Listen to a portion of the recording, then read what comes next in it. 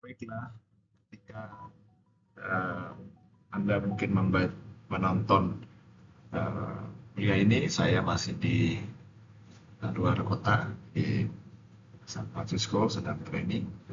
Baik, ini adalah bagian terakhir sebelum UTS sistem kemi yang juga dikenal sebagai sistem ginjal mungkin ya. Ini tanggung jawabnya apa? Jaga keseimbangan kimia di dalam tubuh. Bagaimana caranya dia mengatur konsentrasi elektrolit.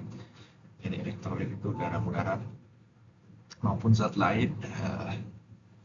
Ya nanti untuk menjaga hemostasis elektrolit disaring, yang kelebihan dibuang dan yang perlukan diambil kembali produksinya, nanti sisanya berupa urin kencing ya, sistem kemih. Dan nanti dengan demikian dia juga bisa mengatur tekanan darah. Kemudian ada produksi sel darah merah. Penting sekali ginjal sebagai salah satu pendorong pembentukan sel darah merah melalui penghasilan eritropoietin. Jadi kalau orang ginjalnya rusak, darah HB-nya bisa turun. Ya. Oke, ginjal ada dua, bentuknya seperti apa ini, seperti kacang ini ya. Kanan kiri, perhatikan bahwa tingginya agak berbeda, yang kiri lebih tinggi, yang kanan lebih rendah. Kenapa demikian? Karena di kanan ini ada hati di atasnya. Jadi membuang limbah, kemudian ion dan kemudian air, sehingga nanti hasilnya adalah urin ditampung di kandung kemih namanya sebelum dikeluarkan oleh uretra. Laki dan perempuan kurang lebih sama gambarnya, nanti bedanya adalah uretranya.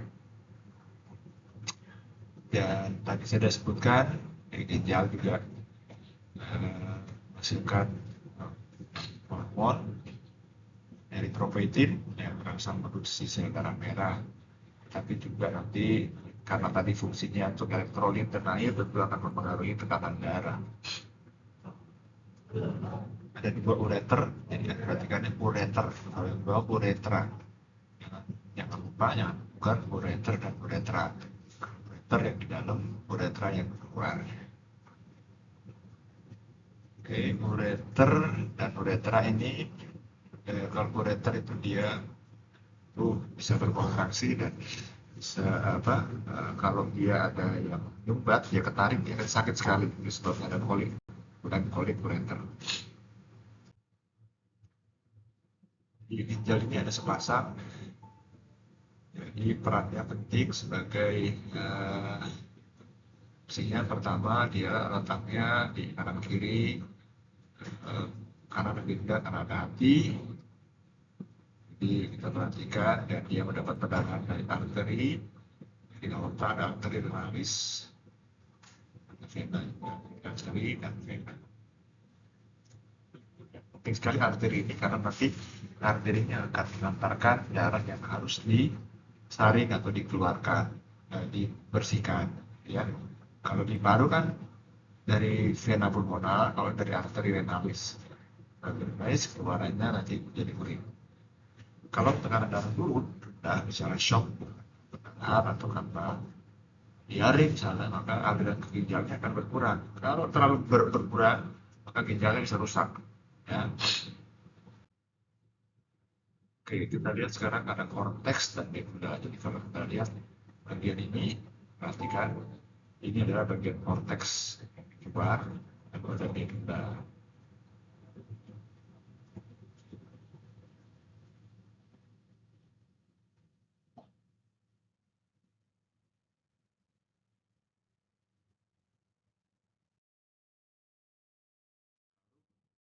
Ada bagian korteks itu ada yang nefron.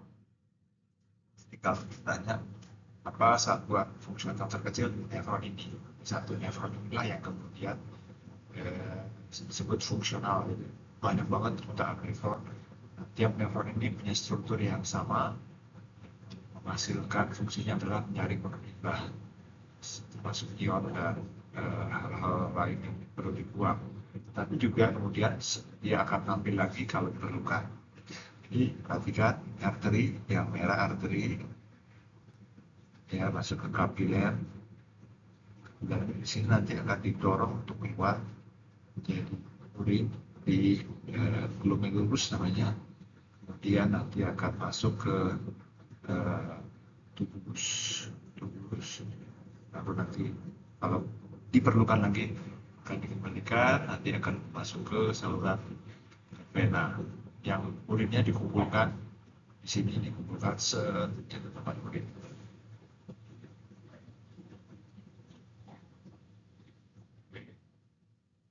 Bagaimana pengaturan tekanan darah?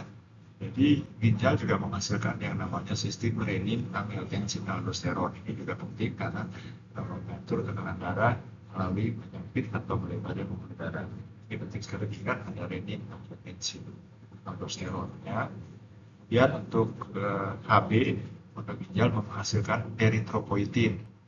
Eritropoietin akan merangsang produksi sel darah merah, di mana dihasilkan di sumsum tulang. Jadi bukan ginjal yang menghasilkan darah, tapi ginjal menghasilkan hormon yang bisa merangsang sumsum tulang produksi darah. Nama hormonnya adalah eritropoietin. Terus secara asam basa, ginjal ini akan membantu, perlu dikeluarin hidrogen yang itu adalah asam, atau ion bikarbonatnya ditahan dan sebagainya. Jadi dia bisa ngatur supaya tubuh ini mau asam apa enggak. Kalau rusak maka terjadi gangguan asam basa. Tubuh kita ini penting sekali ya. Kalau orang asam itu semua nggak bekerja, basa juga, jadi harus pas asam basa. Anda harus pahami betul apa itu asam basa. Dan ginjal perlu melakukan detoksifikasi, dibuang produk limbah maupun obat-obatan. Jadi kalau ada obat dimasukkan dalam tubuh, nanti akan dibuang di ginjal sebagian besar. Ya, ada yang tidak ginjal tapi sebagian besar lewat ginjal. Kalau ginjalnya rusak, maka obatnya bisa ketahan. Atau juga malah ada obat yang bisa merusak ginjal. Kemudian setelah itu nanti ginjal ini juga akan mengeluarkan air, itu urin, dan urin itu nanti sangat ditentukan oleh berapa banyak kita konsumsi, tapi juga bagaimana fungsi ginjal itu sendiri. Jadi ureter ada dua, ureter kanan dan kiri. Ini merupakan bagian penting dari sisi saluran kemih. Ini panjangnya kurang lebih 5 sampai 30 cm. Kemudian diameternya kecil sekali, nggak sampai setengah cm. Ya, sekitar 3 sampai 4 mili. Disambung bersambung antara ginjal dan kandung kemih. Setelah nanti dia akan berjalan. Nah, kalau ini terhalang, misalnya ada batu, ada endapan garam-garam di batu, itu akan sakit sekali dan bisa tidak keluar, dan akhirnya jadi berlubang dan akhirnya merusak di sini. Nah, itu ya, batunya bisa di mana aja, bisa dari sini sampai kemana, ke saluran kemih. Ya. Oke, mengantarkan urin, fungsinya ada gerakan peristaltik, ada gerakan yang kalau nanti ada hambatan dia akan sakit sekali. Tentu saja tidak sakit kalau tidak ada halangan. Ya. Kemudian nanti urin itu akan dimasukkan ke dalam kantong kemih, ditampung dulu sebelum dikeluarkan. Ini juga koordinasi yang baik, jadi tidak langsung keluar terus ngocor, kalau kita jadinya kerepotan. Jadi ditampung. Oke. Tampungnya di mana? Di kantong kemih, di gambaran kantong kemih. Ya, kantong kemih laki-laki dan perempuan agak berbeda dari segi letaknya ya. Kalau kantong kemih pada wanita itu memang ada uterusnya, ada rahimnya. Kalau laki-laki kan nggak ada. Jadi dia akan masuk, lalu keluar di sini, ditampung dulu, baru dikeluarkan. Kalau laki-laki itu ada prostat yang ada di pangkal sini, kalau perempuan nggak ada. Tapi ada sphincter, ini yang nahan kencing atau tidak tahan, ada sphincter. Kalau sphincter rusak bisa ngompol, atau kalau tidak terkendali bisa ngompol ya. Jadi fungsinya adalah untuk menahan atau menampung urin sebelum dikeluarkan. Ini kita lihat perbedaan laki-laki dan perempuan, ureternya. Kalau ureter itu berarti dari uretra. Ya jangan salah ya, uretra. Ini ureter, ini uretra. Uretra laki-laki panjang, perempuan pendek sekali. Apa konsekuensinya? Konsekuensinya kalau pendek lebih gampang masuk kuman, lebih gampang berbuat sistitis. Kalau laki-laki panjang, tapi bukan tidak bisa, bisa kalau kotor, ya. Selain itu juga sesuatu yang berbeda adalah kalau laki-laki itu prostat atau sperma yang dihasilkan oleh testis itu akan dialirkan vas deferens lalu akan dikeluarkan di saluran yang sama di uretra. Kalau perempuan saluran kemih sendiri, saluran seks sendiri, organ seks jadi beda. Kalau laki-laki jadi satu, ya. Saya kira itu yang penuh untuk bahan dari sistem kemih. Semoga bermanfaat dan selamat mempersiapkan ujian tengah semester. Terima kasih.